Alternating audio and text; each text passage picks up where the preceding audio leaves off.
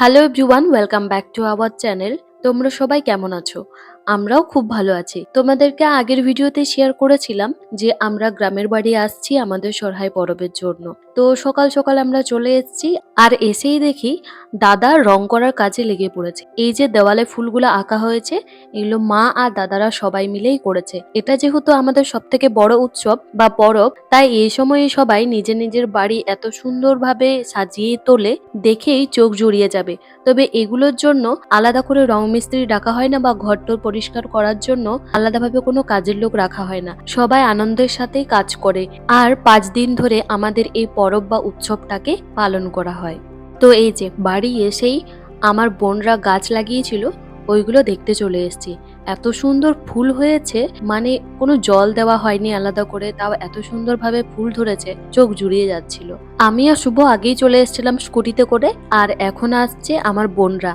আর এই যে মৃণ এখন প্রণাম করলো মাকে, আর সাথে আমাদের পুচকুটা এত সুন্দরভাবে প্রণাম করলো, দেখেই মনটা খুশিতে ভরে উঠলো। তারপরে মা এখন বাবুকে পা ধুয়ে দেবে। অ্যাকচুয়ালি এটা আমাদের রিচুয়ালস এর মধ্যে পড়ে। যারা ইয়ার্কি সম্পর্কের হয় তারাই এই রিচুয়ালসটা করতে পারবে। যেমন দাদু দিদা, দাদু ঠাম্মি, জামাইবাবু, পিসে মশাই, মানে যারা ইয়ার্কি সম্পর্কের হয় তাদের সাথেই এই রিচুয়ালস গুলো করা হয়। ধরো আমাদের বাড়িতে দিদি জামাইবাবু এলো, সেই ক্ষেত্রে আমরা জামাইবাবুর পা ধুয়ে দেব, তারপরেই আমরা টাকার দাবি করতে পারবো। তো এই রিচুয়ালসটা বেসিক্যালি ছোটরাই করে, বড়রা করে না। তবে এটা কিন্তু কোনো খারাপ জিনিস নয় আমাদের সমাজে। এটা বেসিক্যালি টাকা নেওয়া হয়, কারণ কোনো গেস্ট, মানে ইয়ার্কি সম্পর্কের কোনো গেস্ট যদি বাড়িতে আসে, আমরা ভাবি যে অনেক দূর থেকে এসছে, পাটা একটু মালিশ করে দেবো, মাসাজ করে দেবো, পা ধুয়ে দেবো, তো তার বিনিময়েই এই দাবিটা আর কি। তবে সেটা ইয়ার্কি সম্পর্কের মানুষদের সাথেই করা যায়। আর এই যে পা ধুয়ে দেওয়ার রিচুয়ালসটা, আমাদের ভাষায় এটাকে বলা হয় কাটকম। এ তো অনেক আগেই সারেন্ডার।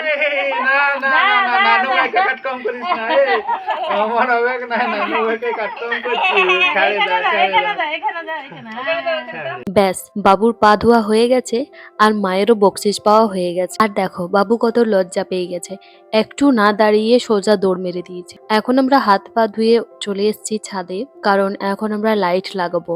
বাবা আমাদেরকে সকাল থেকেই ফোন করছিল যে কখন আসবি কখন আসবি, তবে আমরা বলে দিয়েছিলাম সকাল সকালেই যাব। আর এসে পড়েই শুভ হচ্ছে লাইট লাগাচ্ছে। বাবা লাগিয়েছিল, তবে শুভ আবার ভালো করে লাগাচ্ছে, কারণ কিছু লাইট আমরাও নিয়ে আনলাম। আর ওই যে দেখতে পাচ্ছ দূরে চুড়িমালা এসছে, ওখানে কিছু কেনাকাটা চলছে। অ্যাকচুয়ালি আমাদের এই যখন পরব হয় তখন গ্রামে গ্রামে এরকম চুড়িমালা নিয়ে আসে, এরা এখান থেকেই কেনাকাটা করবে। আমি যখন ছোট ছিলাম তখন এরকমই গ্রামে গ্রামে নিয়ে আসতো চুড়িমালা, ওদের কাছ থেকে বেশিরভাগ কেনাকাটা হতো। তবে এখন যেহেতু অনলাইন যুগ চলে এসছে, অনলাইনের মাধ্যমে অনেকে শপিং করে, আবার বাজার গিয়েও শপিং করে নিয়ে আসে।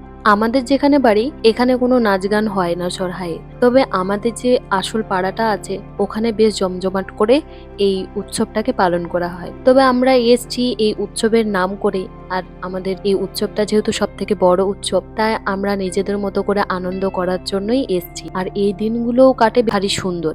এই 5 দিন কখন যে কেটে যায় বোঝাই যায় না। যাই হোক, এখনো আমাদের লাইট লাগানো চলছে। আর এই যে দেখতে পাচ্ছ বাঁশের মধ্যে বাবা ডিজে লাইট টাঙ্গিয়ে দিয়েছে, তবে শুভ একটু ভালো করে সেটিং করে দিচ্ছে। আর এইদিকে বোন চলে এসছে মার্কেটিং করে, কাল পরশু সব সবজি চাল ডাল সব কিনে নিয়ে চলে এসছে বোন। আর এখানে শুভ মনোযোগ সহকারে নিজের কাজ করে যাচ্ছে।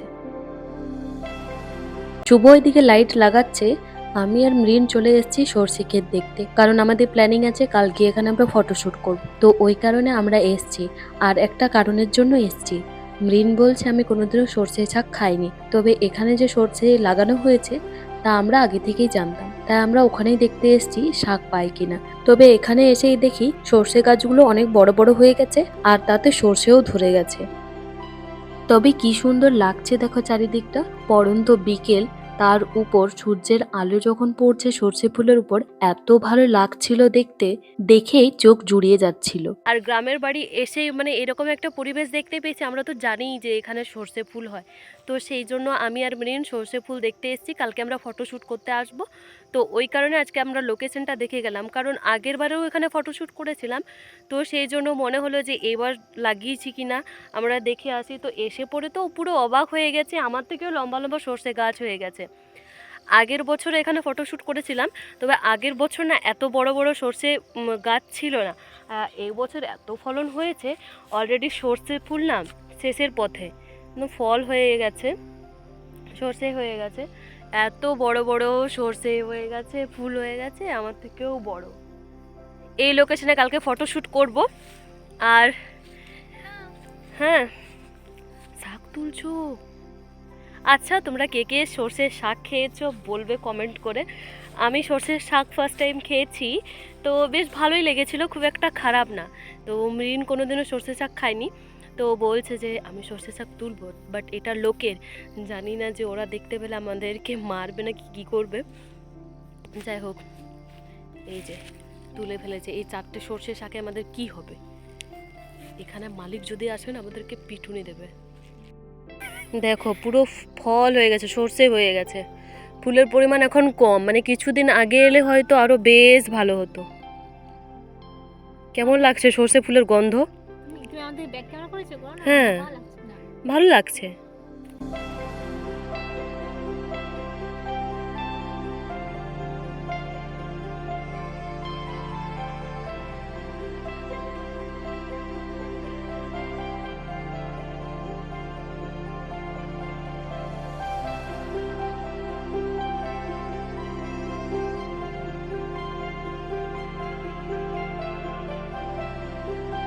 এখন আমরা রিটার্ন করছি, তো কয়েকটা শাক তুলেছি, আবার বলছি মৃণ বলছে আমি শাক তুলবই, তো আমি বলছি আমরা তো কিছু নিয়ে আসিনি, তো প্লাস্টিক আনতে যাচ্ছি। এখন একটা প্লাস্টিক নিয়ে আসবো, মানে ক্যারি ব্যাগ নিয়ে আসবো একটা, তারপরে ওটাতে এক ক্যারি ব্যাগ তুলে পরে আমরা চলে যাব ফটাফট, কারণ লুকিয়ে লুকিয়ে তুলছি। আর আমার বাড়ি থেকে জানতে পারলেও বলবে যে কেন তুলছিস।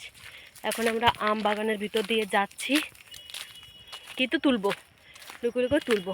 এইগুলোই তো গ্রামের মজা, এগুলো তো ভালো লাগার একটা ভালো, যে লুকিয়ে লুকিয়ে জিনিস নিচ্ছি, কিন্তু এখানে কেউ কিছু বলবে না, বাট তাও বাবারে মন তো ঠিক না।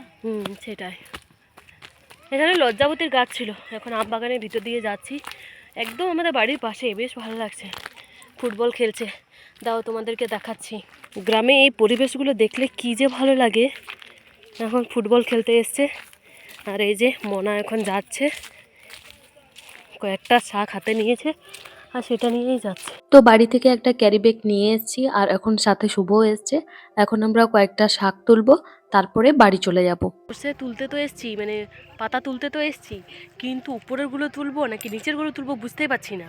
কোনোদিনও তো তুলেই নি এই শাকটা,